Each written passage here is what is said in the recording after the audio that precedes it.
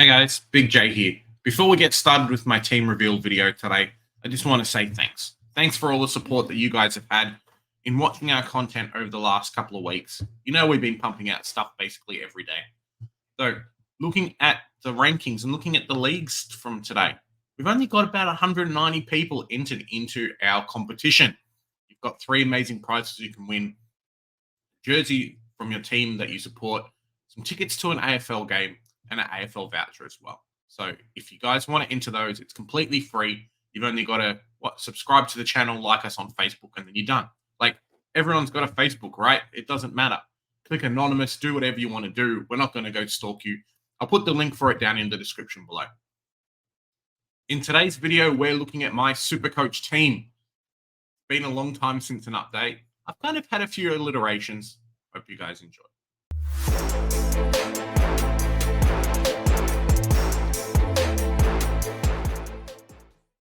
Now, my team, it's a bit of a work in progress. I guess everyone's is during the preseason. I had certain players in, and they've come out and got injured over the last week or so, and they had to take people out. But the general idea has always been the same. Hey, stack the midfield as much as you can, because it looks like we're not going to get all these genuine, at least not genuine on-field rookies. I think we might get a few rookies that potentially we can actually play, but it's these guys that I'm really confident in actually having on field. I just don't think we're going to get that many of them this year. And that's kind of why I think I might try and stack the midfield a little bit more.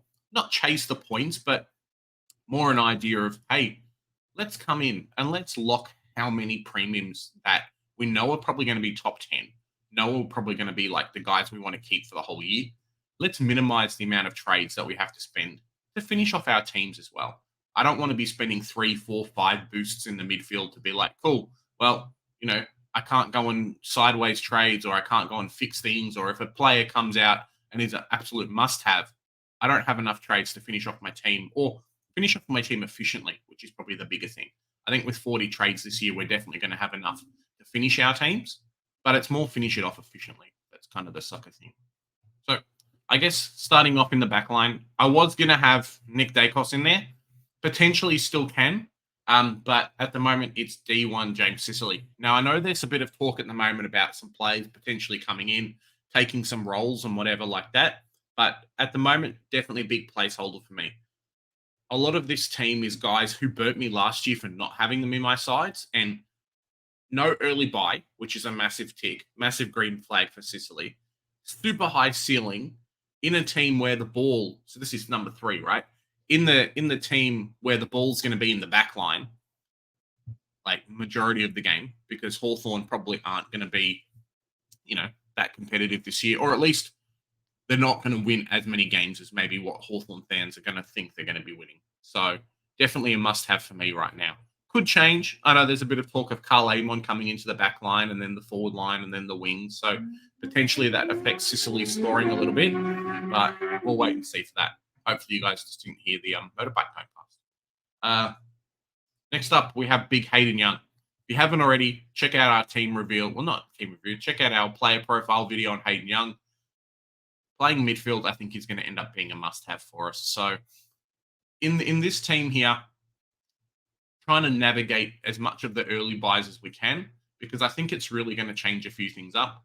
We'll have a buy round strategy video coming out in about a week or so. It'll be part of the beginner series. Hopefully you guys saw our one on scoring yesterday. It's bloody amazing if you haven't. So definitely jump on that. I guess kind of the rest of the back line is just going cheap. So kind of running off player reports at the moment. Someone who maybe you guys haven't heard as much of, but Dim has basically come in and say, hey, where can I assess this Gold Coast team?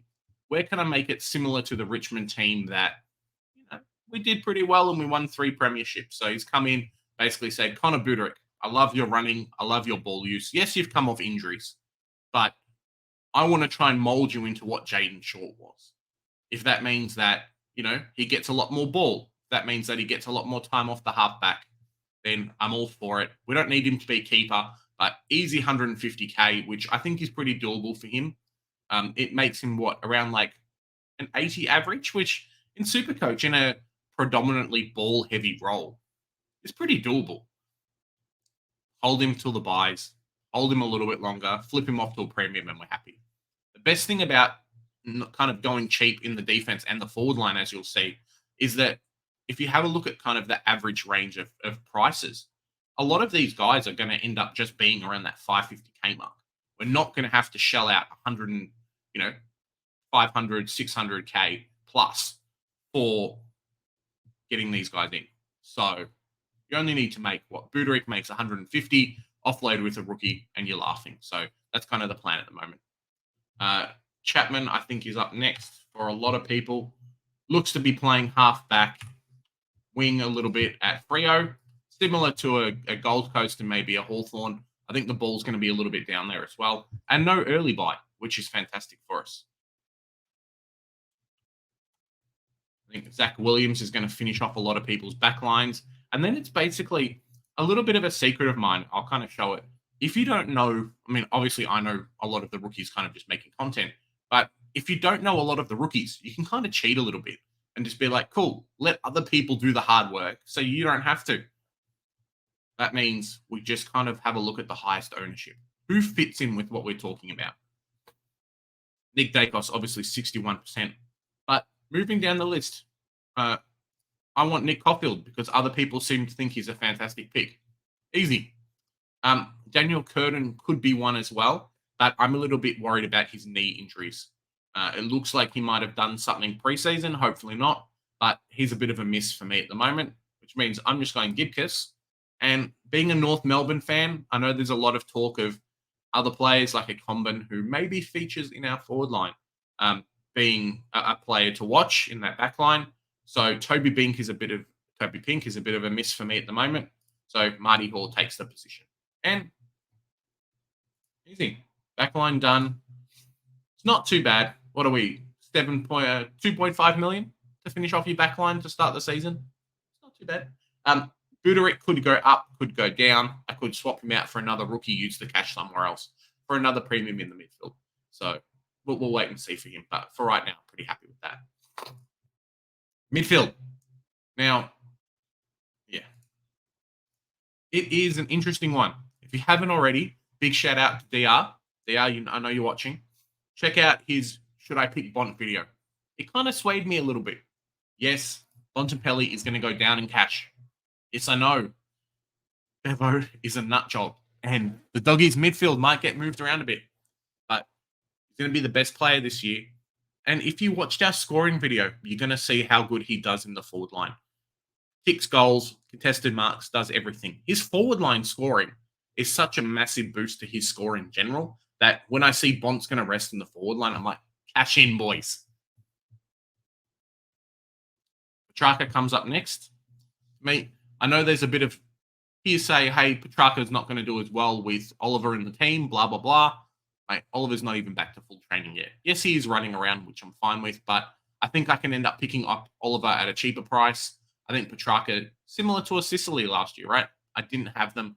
Completely burnt me. It just murdered me.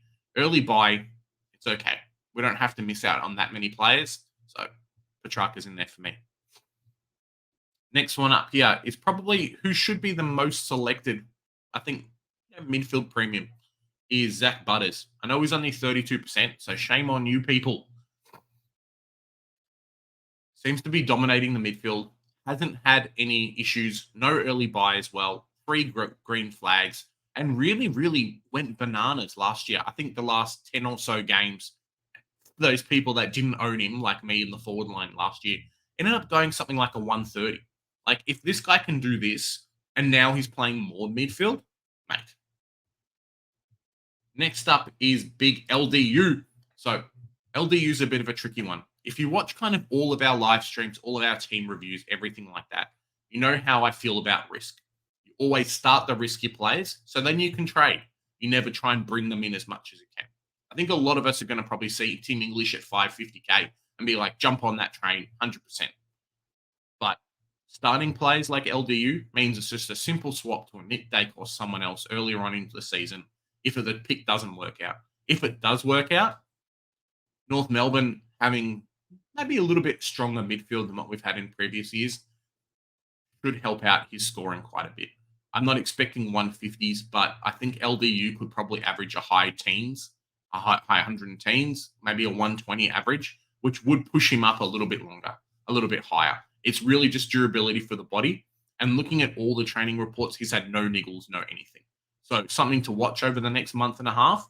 Like, he's 41 days away. How bonkers is that? Next player we're going to go with is Big Tom Green. GWS are getting better. Tom Green with another preseason. Mate, I can't wait for these preseason training photos of Tom Green. Like, Tom Green. It should be quite fun. I think he's one of those players that is going to be that consistency, which is what we really want in Supercoach. If I could come out and say, Big J, do I go with this player who maybe scores on 150, but then the next week scores a 70? Or would you rather have a guy that is a little bit more consistent, that you can bank on scoring well every week, that comes in and scores you a 115 every week, which I think is very, very doable for him in this GWS midfield. Maybe even a 120 on good days for the majority of the season. Hell yeah, go and pick this guy. Consistent scoring is really important, but then also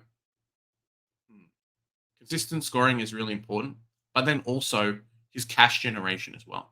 If he stays along and doesn't fluctuate too much in his scoring, it means that he's going to be a pretty steady price for the whole season. So you won't be able to pick him up super cheap.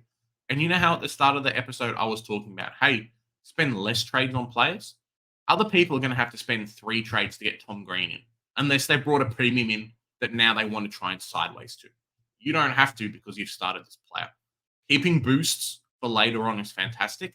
Keeping boosts for the buy rounds where you can flip 4 players that have a buy and get a massive advantage on everyone else is even better. Being able to maybe get rid of a cheeky rookie and whatnot later on in the season that's, been injured or just doesn't get in games for someone else and not have to swap around and not have to decide, hey, which premium am I going to bring in? Which player am I going to bring in because I need to offload this rookie? You don't have to do that. So it's all about buy economy, all about trade economy as well. And boost economy. Next one up we have is someone who I probably wouldn't, I'm not sure if I'm going to have him for the whole preseason, but it's Big Nick Martin. Maybe I can swap him out for a Jack Steele or someone, depending on if I think he's going to be a keeper or not.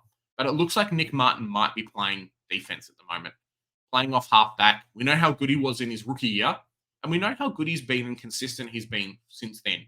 Brad Scott really wants to push for finals, as Joe would know. And it really seems like Nick Martin's picked himself up a crucial role at the club. Nick Hines fallen off a little bit.